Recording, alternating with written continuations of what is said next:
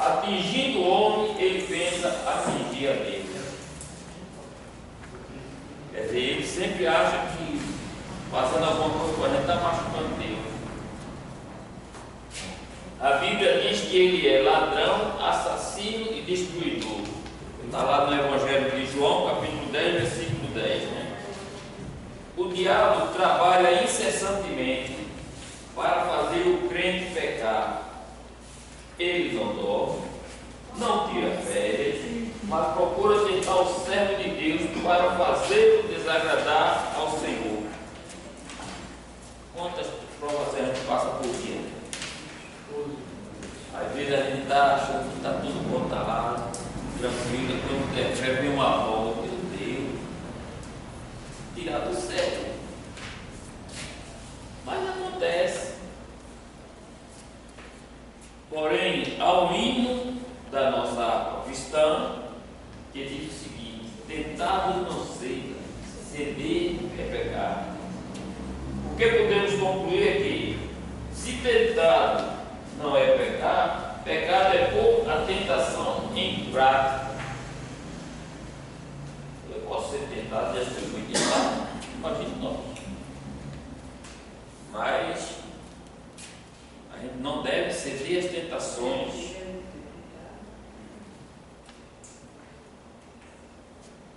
Toda tentação que não nos sobrevém é humana. Está na primeira carta de Paulo aos Coríntios, capítulo 10, versículo 13.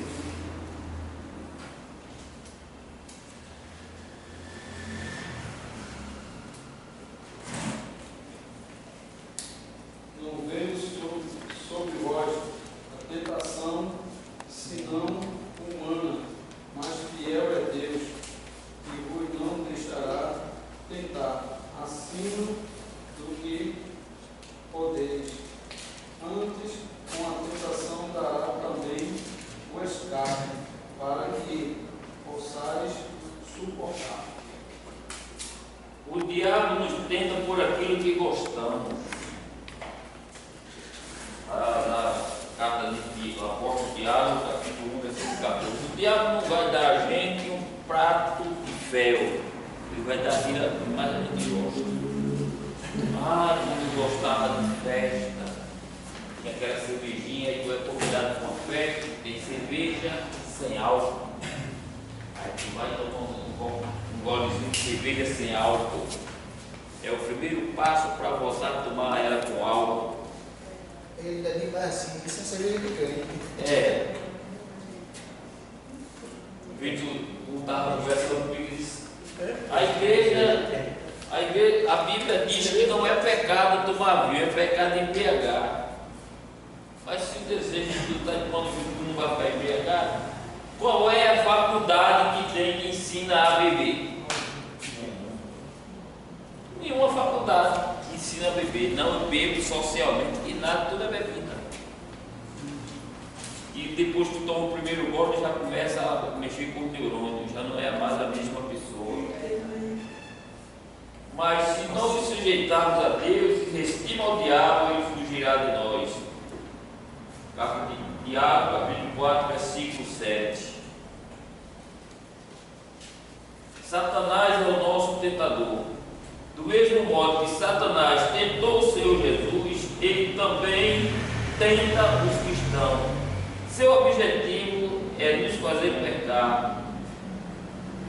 Deus pode usar Satanás para nos provar e para ver se resistimos os testes propostos por ele.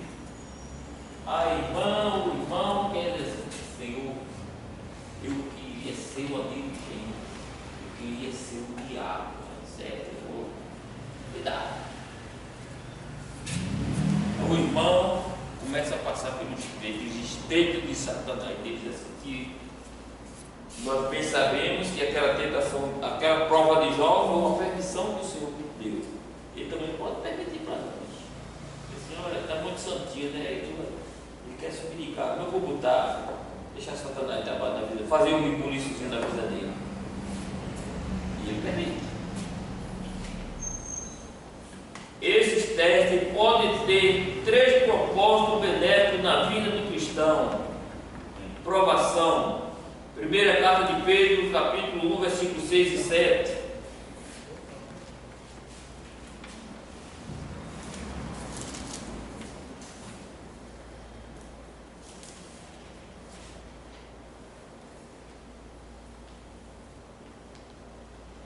Em que vós grandemente vos alegrais, ainda que agora importa, senão, sendo necessário que estejais por um pouco contristado por várias tentações.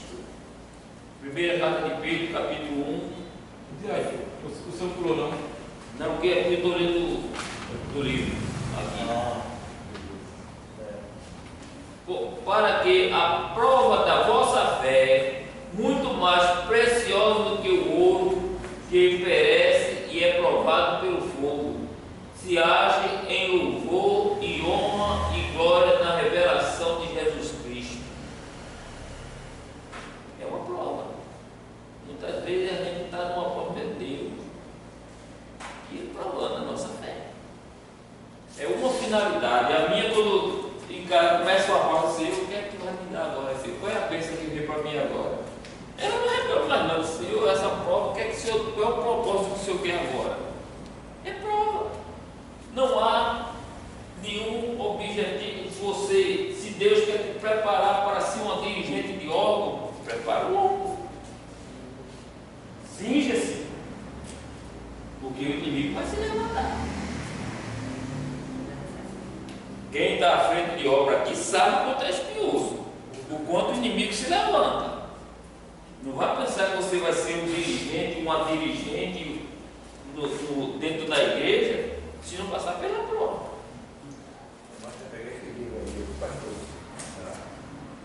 Porque são difíceis.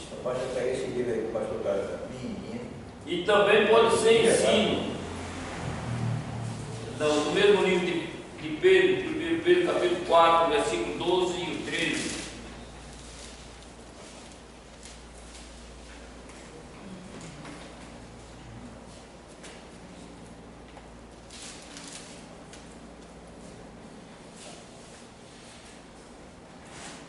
Amado, não estranheis a ardente prova que vem sobre vós, para vos tentar, como se coisa estranha vos acontecesse. Mas alegrai-vos no fato de seres participantes das aflições de Cristo, para que também, na revelação da sua glória, vos regozijeis e alegreis. Você vai passar pela prova. Mas não murmure, não reclame, e sempre glória a Deus, que o seu ministério vai honrar. Que é justamente dizer, ele vai te dar o ministério, mas te prepara. Que venha a luta, mas não reclame. É prova sobre prova.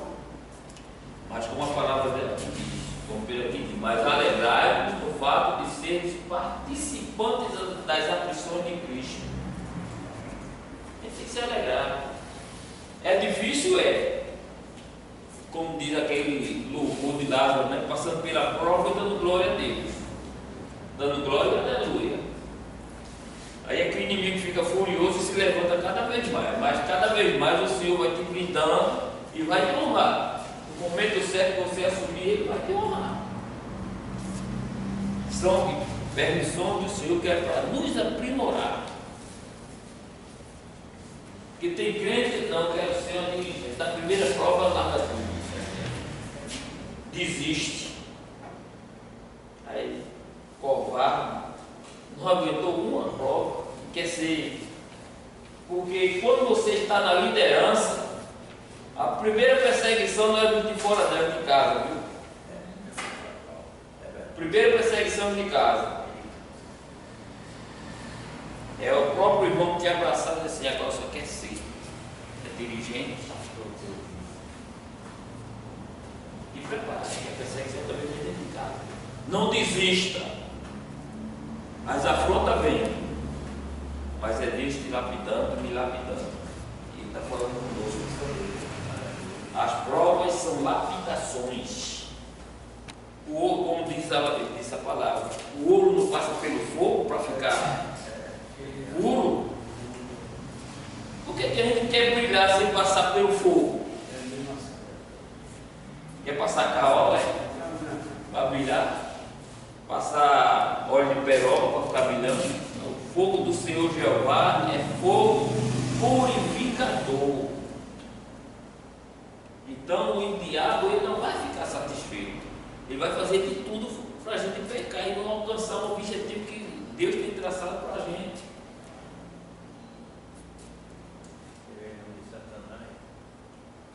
A terceira parte, aumento de nosso amor a Deus. Tiago capítulo 1, versículo 12.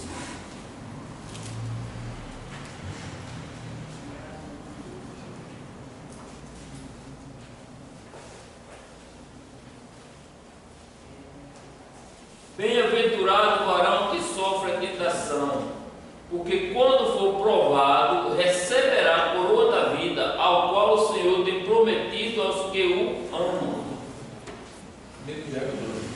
Tiago, capítulo 1, versículo 12.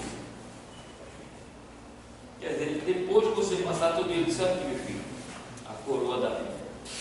Você passou por todas as provas e não reclamou. Eu vi o sofrimento que você passou por amor da minha obra. Então vai ganhar a coroa da vida, mas a prova dele. O caminho é longo, é estreito, é espinhoso, é duro, mas devemos perseverar, porque a única coisa que o inimigo quer é nos tirar da graça. Mas o único propósito de Satanás é tentar o cristão a fazer algo que contraria a vontade de Deus. É tudo o que ele quer. É só fazer a gente pecar, para perdermos aquilo de melhor que Deus tem para a gente. Todos aqui têm um chamado.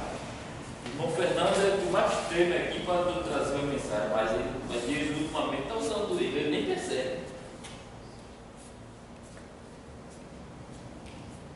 Quem sabe também esse chamado do irmão Antônio, para onde ele foi Deus que mandou ele para lá, dizer assim: olha, eu vou te purificar aqui, fazer assim, para quando tu botar. É estreito, a gente nenhum quer, mas às vezes, muitas vezes, é necessário. Nosso auxiliar Hinaldo, ele passou 3 dias internado no hospital, mas levando a palavra. Às vezes a gente nem entende o trabalhar de Deus, nos coloca em determinado lugar para levar a palavra dele. E ele disse que quando começava a conversar com as pessoas lá, não se lembrava quando ele começava a louvar, levar a palavra. Quer dizer, são coisas que acontecem em nossa vida. Deus permite que nós chegamos a determinado lugar para levar a palavra dele. É fácil? Não. É difícil. Mas ele vai trabalhar. Aí você chega lá, leva a palavra, não pensa que não, Jesus, o que é que você está fazendo com essa palavra? Você está bom. É estreito. Mas a gente nem tem que trabalhar com Deus. Ele nos leva por caminhos espinhosos, que é para nos purificar e levar a mensagem dele para onde ele estiver. E ele, muitas vezes, ele quer provar a nossa fé. Às vezes ele quer ter encontro assim: vou te botar nesse estreito aqui, que é para tu me buscar mais. Tu está mais folgado. Nunca mais fizesse um jejum, né? Nunca mais fosse para te consagrar. Porque pode ficar certo, quando alguém está passando pelo acordo de Jeová, a primeira coisa que faz é para cima de oração e consagração. Mas quando passa a tempestade, esquece. É o que está acontecendo nas igrejas hoje. As pessoas só estão procurando a igreja quando estão passando por o acordo de Jeová. Mas às vezes é necessário fazer isso, que é para voltar. E não dá além do que ele precisa, que é para ele dar as costas. Quando o povo estava saindo do Egito, no deserto, que caiu o maná do céu, vou guardar para amanhã, pensando que o frio da noite é geladeira. No outro dia ele estava tudo por as costas mesmo. Ele só dá o necessário.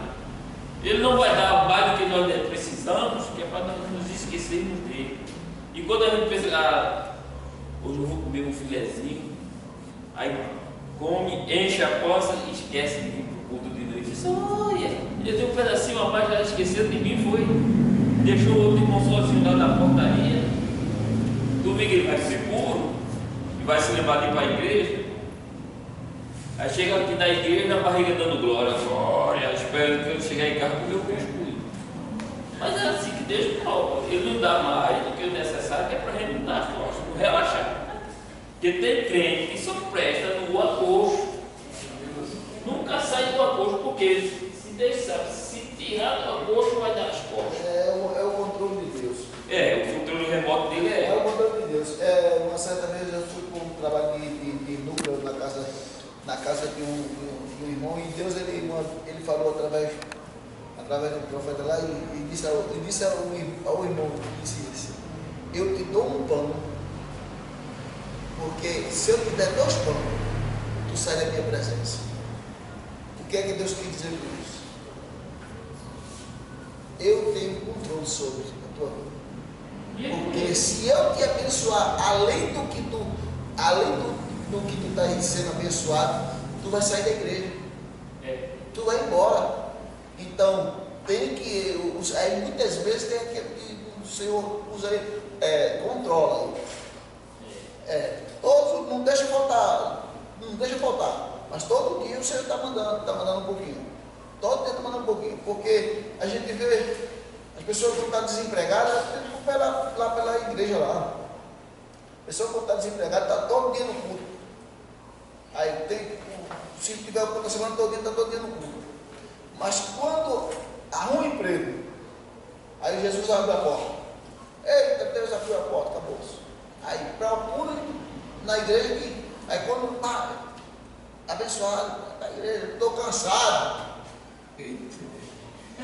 Até dia de domingo, estou cansado. Aí quando diz assim, fui fazer uma hora. Quer dizer, aí o Senhor deu de segunda a sexta para ele trabalhar, abriu a porta. Segunda a sexta para ele trabalhar, sabe que o menino está na igreja. Aí aconteceu isso comigo, irmão. Eu estou dizendo aqui, mas aconteceu comigo, porque eu trabalhava na empresa, lá na empresa, na construção, e quando dizia, irmão, fica para xarão, eu ficava. Irmão, sábado, domingo, estava lá. E uma vez, e quando eu ia para a escola dominical, e tão cansado, aí quando tinha tempo de ir para a escola dominical, tão cansado, eu ficava cochilando na escola dominical. E eu teve um domingo que passou uma irmã por mim, aí Deus usou ela voltou e parou e disse assim diz o Senhor, para ti, por acaso, o que eu tenho te abençoado não tem sido o suficiente? E por que tu negligencia minha obra? E eu fiquei quieto, mas também não levei em conta. Sabe o que o Senhor fez? Me colocou lá no tal de Nossa Senhora de Lourdes, no hospital que tem lá em Jaboatão, o pior que tem de lá. E quando eu estava lá, com a trombose na perna, o Senhor, parece que o Senhor, o irmão que chegou lá. Eu estava um dia domingo, estava lá, passei 10 dias lá. Aí entrou um senhor assim, feito, ele disse, e chegou perto de mim e disse, está descansando agora, né? Tu não tinha tempo para a obra de Deus, né? Aí hoje tu está descansando, né? E agora, tu não vai ficar aqui não, Deus vai te tirar daqui. Agora, quando tu sai, faz a obra de Deus, hein? Justamente. Quantos dirigentes hoje de assistência queriam uma casa na praia? Queriam os filhos, eles não, tu vai deixar minha obra. Tu vai ficar aqui pagando teu aluguelzinho mesmo, vou te deixar tu no aluguel, mas tu não vai faltar, mas tu não vai para casa de praia não, filho. Porque senão minha obra vai sofrer. E é isso que acontece, Deus não está por causa disso, porque sabe que a obra vai sofrer. Eu tenho um colega que está hoje, nem aposentado, está aqui em INSS e contou, cego. Mas não podia ver alguém falar assim, olha, vou querer folgar domingo, dá para tu tirar meu plantão? Acaba já pegando de 7 da manhã, 10 da noite no sábado. Aí no domingo ia 12, 7 da manhã, 10 da noite. Doente, a diabetes deu a visão. ficar lá mendigando o pão. E aí, deixou de fazer a obra porque hora extra desnecessária.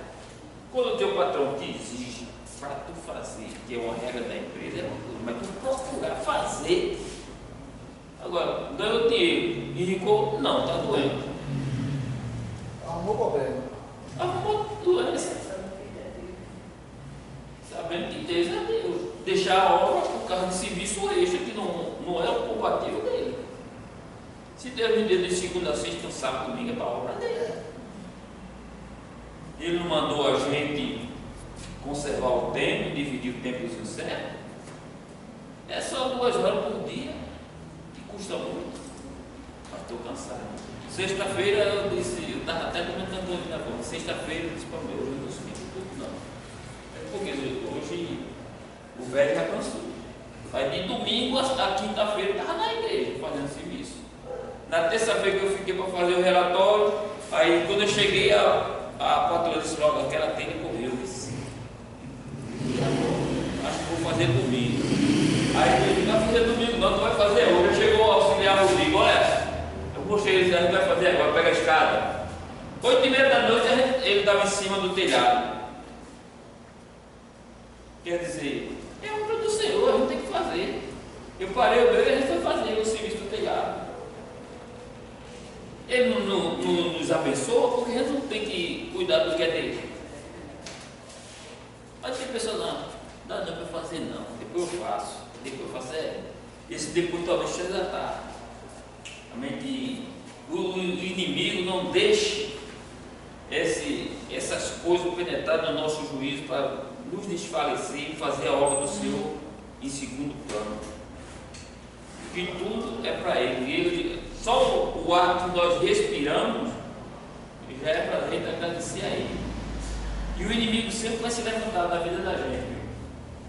Você, jovem, vai se preparando e estão começando agora. O inimigo ele está investindo na juventude, é na mocidade, porque nós já estamos de cabelo pintado, estamos de partida. E se os jovens não seguirem dentro da igreja, ele vai reinar o inimigo. E aí não vai ter igreja. Na Europa, você conta quantas igrejas tem. E era o berço do cristianismo. Estava sábado conversando na escola bíblica, tem uma irmã que está com uma sobrinha na França, disse, vocês aí são ricos e não sabem. E para ouvir a palavra de Deus aqui, eu tenho que entrar na rádio da internet, uma rádio daí do Brasil. Porque aqui não tem igreja. Quer dizer, não evoluiu os países europeus, mas não tem igreja. E é isso que o inimigo quer. Por isso que os problemas lá estão se crescendo cada vez mais, porque esqueceram Deus. Jovens, deixaram sim, Deus bem distante deles. É. As igrejas viraram teatro, bar, hotéis, restaurantes. É. Quer dizer, eram as igrejas. E vocês aí são milionários. Que, às vezes, se a gente sair do Buriti para Guabiraba, a gente passa no mínimo 20 igrejas. Desse trecho não dá nem 2 quilômetros. É mais. Fora a rádio comunitária, rádios evangélicas e rede de televisão. E você diz assim, eu não vi o evangelho. Você está ficando com Deus. Que geralmente quando você sai para evangelizar, a maioria assim, já fui crente, né? Assim. A maioria já ouviu a palavra, o inimigo endureceu o coração e não quer voltar. É por isso que o Brasil ele se tornou o último obstáculo do comunismo. É.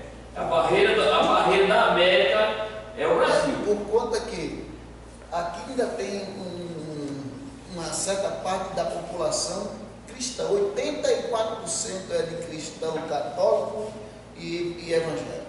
84% da população do país. Então, se tornou uma barreira que eles estão querendo ultrapassar para poder implantar. Que aqui na América nós só perdíamos em números, porque apesar da população ser maior, para os Estados Unidos. E implantar o plano global, por conta na Europa já não tem mais igreja, tem algumas, mas as que tem não é atuante como as daqui. E o objetivo dessas pessoas é tirar Deus das pessoas, tirar Deus de dentro das pessoas, porque a partir do momento que você não prega, que você não leva Deus para as outras pessoas que não conhecem, vão ficar leigas a respeito de Deus. E o que esses camaradas querem é que ele seja o centro da atenção, o povo dependa dele para viver, deles para pensar, deles para agir, porque eles querem ter o controle, porque eles sabem que o controle está na mão de Deus. E quem conhece a Deus jamais vai deixar ele no controle. Porque um cidadão esclarecido de quem é Deus e o que é Deus, jamais ele vai ser iludido por Satanás. Eu trabalhei, tem um rapaz, ele está afastado da igreja por alguns motivos pessoais dele lá, né, da liderança. Mas quando ele diz que ele trabalha, no domingo que eu trabalho, que ele só trabalha de domingo lá, ele é plantão no domingo. Aí ele diz que a esposa dele fica feliz quando ele sabe que ele vai trabalhar comigo, que é o dia todinho ouvindo louvor e palavra. Isso aqui é assim, ele diz, porque durante a semana a outra farmácia que eu trabalho é pagode. Quando eu chego aqui trabalhar com a outra turma, é Roberto Carlos, é Júlio Deta, e aqui tu vai minha esposa fica feliz que ele vem trabalhar com o Senhor. Que a palavra do Senhor. Vai entrando a palavra. Aí quando ele sai, ele me deixa no 10 minutos, agora eu vou para a igreja. Pronto, 8 horas da noite, quando ele vai, ele me deixa no 10 minutos para a igreja. Esses camaradas sabem tanto que a igreja é tão penetrante na vida do ser humano que eles odeiam. Essa semana, domingo agora, teve um camarada entrou na igreja, isso no interior de São Paulo, entrou na igreja, quebrou os utensílios da igreja, e o irmão foi tirar ele queria dar no pastor, e deu no irmão, deu no porteiro que foi pegar ele, deu no porteiro, quebrou as portas da igreja e gritou que tinha ódio da igreja, ódio de crente.